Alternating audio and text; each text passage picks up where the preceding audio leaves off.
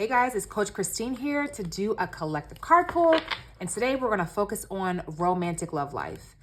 In my one-on-one sessions with my clients, the majority of the readings that I do are centered around love. I know that's not a shocker, but it's a lot that goes into it. It's a lot of, single folks who recently broke up. Then there's the committed partners who want a little bit more in their relationship, whether that's to be seen more or just, more that they want to give their partner, but they don't exactly know where to start. But this reading, I feel, is very valuable, as most of us do know the power and the value of having a partner and sharing love with a partner. How do we unlock that level up? How do we unlock that level of love that we feel we deserve, that we want to give to our partner? And how do we do it in a healthy way? How do we eradicate codependent behaviors and feeling like you have to have a person and not feel lonely, or you have to have a person to check off your list of accomplishments in life? Like, how do you approach unlocking that next level of love in the healthiest way possible? Because making sure the intention that you have when you go into romantic love is just as important as the love itself. You making sure that you want love for balanced, deep-rooted reasons will allow you to have a love that grows, have a love that continues to expand over time, versus one that was grown from fear, that was grown from limiting beliefs. So this reading will be focused on how to unlock that next level of love. All right. Anybody that tunes in right now, this message has something here for you. If you feel like you watched the whole thing through and you didn't resonate, that is okay, because maybe you were intended to see a message to be able to pass it along in the future, whether that's through this video or just you sharing the wisdom that you gained today. We're going to go ahead and use the Truth Deck Soulmate Edition. I love this deck because it gets right to it. It's very direct. Of course, I am biased because me and my business partner created this deck. It's one of our 13 decks that we created in the Truth Deck series. So let's go ahead and ask, as we shuffle, everyone who's tuned in today, how do we share within the message of unlocking that next level of love, that next level of romantic love within their life? How do we unlock it and get to a higher space of romantic love? All right. The overarching theme here, we have karmic cycle. So there's some things that we're shifting out of. There's some cycles that we need to break. And this one is really important when it comes to, start looking back to your home life, how you were raised, because all of that ties into how your partner's search will go. Because we oftentimes attract partners into our lives that make us feel familiar and connected to aspects of our childhood. So if you were raised in a household where people didn't validate your emotions, you felt like you weren't as seen, it could be easy for you to attract a partner that has a less attached love style or isn't as expressive. So this karmic cycle is saying, look back and kind of notice some themes that have happened over time and see if you can notice the pattern happening in how you date. If you're complaining about how you date currently and who comes your way, instead of bashing dating as a whole or women as a whole or men as a whole, maybe take time to see, what cycle is unraveling? What pattern is happening? Because I got to look back and I got to see if I can heal some of those deeper wounds to make sure that I have a new clarity when attracting a partner. Or maybe you're single. You feel like you can't even attract anyone that's quality into your dating orb. You're not getting any leads that are really meaningful to you. Again, look back at your cycle, your karmic cycle of how, maybe when you were young, there was an idea of lacking trust towards people that should have cared for you. Maybe you feel like you were abandoned by folks when you tried to show up for them. Maybe there's something deeply traumatic that's happening where you have a wall between you and others, and it needs to be healed before you're trying to bring in a partner, a romantic partner, because that's real vulnerability, bringing a romantic partner into your life. So if you have a story around mistrust, or you have a story around not believing that people will really show up for you, your subconscious is making sure that people are repelled, that people are kept away from you so you are not hurt again. The ego, the mind, likes to make sure that you are protected. So instead of it just being focused on making sure you're physically protected, like that fight or flight energy that we all organically have, it's making sure nobody comes into your world and rocks you, emotionally. So if you can't heal that karmic cycle of feeling abandoned, betrayed, let down, traumatized by people in the past, you have to go back and heal the seed in order to make sure that you have cleaned out the pathway for new, fresh energy to come through. And it's not coming through just to confirm a story, a pattern that you've had in the past. All right, so let's get into it. That was the overall message. And it makes sense that we're looking at some cards right here that match that last message, betrayal. So how do we unlock? How do we unlock that next level of romantic love? We got to heal some things. We have to lighten the load. In order to carry love in, love is a light frequency. It's high up, it moves fast, it's expansive, it's freeing. So when you're feeling things like betrayal, when you're feeling like you've been backstabbed, like you believed in someone and they threw you for a loop. This could have happened a decade ago. This could have happened more than that. It's really the scar that is there that acts as a point of attraction. So when we say point of attraction on this channel, we're referring to law of attraction. So the energy that you carry will attract similar energies to who you are. Like you can only attract who you are or someone who's within the range of who you are. It's a frequency thing. So if you're carrying a lot of betrayal, mistrust, heaviness, you will attract other people who are going through a similar journey. They may not have experienced it in the same exact way, but they are also carrying some scars. We all have them. That's not the thing. Like we all have them. We have moments where people let us down. But to carry betrayal is I feel like someone stole from me and I have not let it go. That's what that feeling of betrayal is. I haven't let it go. So you're not saying or feeling that this hurt happened, I healed from it, I forgave, I let go. The betrayal energy is saying it's still playing in the background of your mind. And because of that, you're operating from that space. So when you're out there dating, you subconsciously are more guarded. You could think you're playing hard to get. You could think that you're being coy.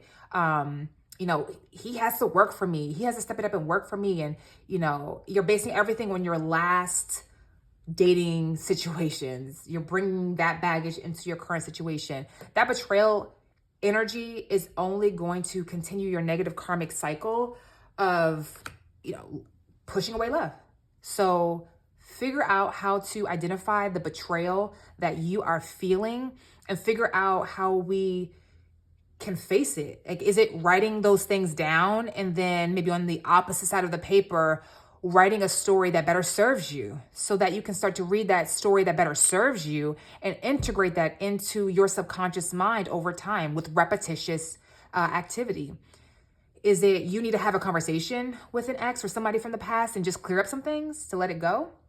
Whatever you need to do, whatever your process is, ask yourself out loud, ask spirit, how can I clear up this betrayal? Because it's holding me back and I don't want to be held back anymore. I want to level up my love. So how can I do that?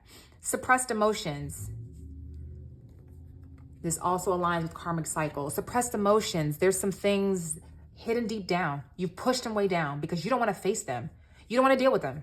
You feel like, it's better to be emotionless, right? A lot of people now, they think it's so weak to feel your emotions.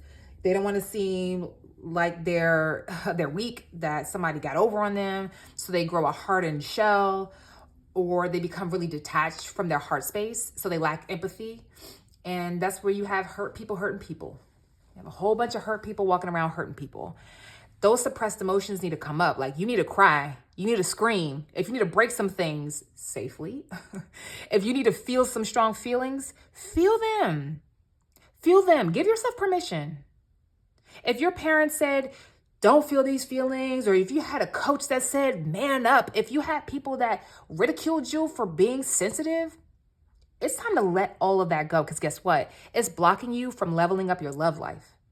Those suppressed emotions are just acting as this, soil that doesn't have the nutrients that you need to plant new love in. Okay? The suppressed emotions are hardening you, and they're probably shaving years off of your life, because suppressed emotions can turn into a lot of like repressed anger, and just this it can manifest in physical things like binge eating, or just not taking care of yourself in the right way, because suppressed emotions they're heavy, they're deep, and we do things to detach from those emotions on the surface to make ourselves feel better.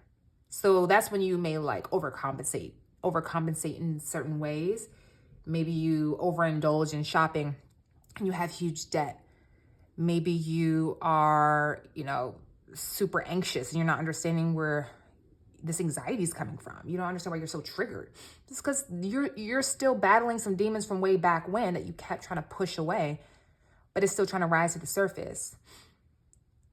Notice yourself. Like, do you have unhealthy emotional habits that you turn to when you're feeling overwhelmed, instead of deeply asking yourself, why do I feel this way? Instead of burying it deep down, I'm going to face it. Because in a romantic relationship, you want to be able to face those things that you may have with your partner instead of, brushing it under the rug. So how do we level up our love life? Whether we're single, whether we're in a relationship, whether we are married, we level it up by dealing with these heavier emotional states. We deal with it by going back to the past, not to keep harboring it, but just to face it so it can fully integrate. So you can cry, you can feel the feelings, you can find better perspective, you can lighten the load so that now you have space to receive more love. Right after that, we have beautiful energy. So it's like, once you deal with that, now you're in beautiful energy. Once you're in that beautiful energy, keep appreciating it, keep valuing it. That's when we invite in, our gratitude list, what we're grateful for. We start doing things that better serve us, better self-care, because we're noticing that when we remove the darkness, and it will always come back through. That's the human existence. It's duality. It's dark and light. But once we properly deal with the darkness, we can come back into the light. And when we're in that light, we can use that light to properly attract love, right? And this is where people get tripped up, because you're in this beautiful state, and say you're single, you've done the healing, you're feeling light, you're feeling beautiful, or you're in a marriage. You guys have gone to therapy, you've done it, you're using the tools that the therapist gave you, and now you're in beautiful energy again. Then after that, there can come a smothering chapter where I've noticed in my clients, they may love a love so much that they wonder, what are they thinking? They want to know, when are they going to call? They want to do everything with that person. And that smothering energy, that's what puts out a flame, okay? That's what puts out a flame. It is too much. Another person cannot be your total happiness. That is not their purpose. The path to leveling up your love starts within, starts with dealing with your own baggage, and then starts with creating and maintaining your own beautiful energy so you can bring that to your partner. But once you have that beautiful energy, don't feel like that beautiful energy came from them. It didn't come from your partner. It didn't come from your husband. It didn't come from this new person that you're dating.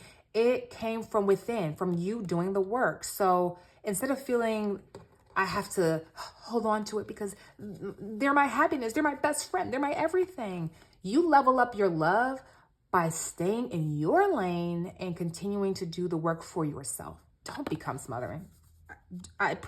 Please don't become smothering. It is annoying. It is annoying. It is unattractive. So when you wonder why your love life sometimes takes a shift, when you guys were so good, and then now your partner is like, ugh, because they start to feel pressured, and they start to feel like your joy, your fulfillment is their complete responsibility. And while we're all going through our own personal journeys, oh, come on, are we really trying to take the personal journey of someone else too and put that on our plate too? No, that's too big of a load. That's too big of a load. So smothering is saying, you gotta figure out how to maintain this beautiful energy for yourself and shine that light on your partner, but don't think that your partner is the source of your light. All right, coming to an end. So, I mean, that karmic cycle, that's when that karmic cycle comes to an end, when you realize how to deal with past heaviness, when you've now found your energy, your beautiful energy, you're leveled up, you're lighter, you're laughing more. Look at you, you're going to yoga class. Look at you, you're like getting outside, you're clocking out early, you're setting boundaries, you're telling people I said no. That's a full sentence. I don't owe you anything. You are living life in your flow, and you're not putting your responsibility on your partner to care for you, or you're not putting your responsibility on, if you're single, you're not putting it on, if I have someone, I'll be happy. You understand your beautiful energy as it stands. That means now the karmic cycle can come to an end because you get it. You get it. You finally get it. You've leveled up. You get it. And this prideful card, sometimes people see prideful and they think, ooh, that's a negative, right? You don't want to be prideful. But I take this in our session today because of its placement and because of how I'm reading the energy. This is the outcome that levels up your love, because this is when you understand, I am a prize. I am the prize.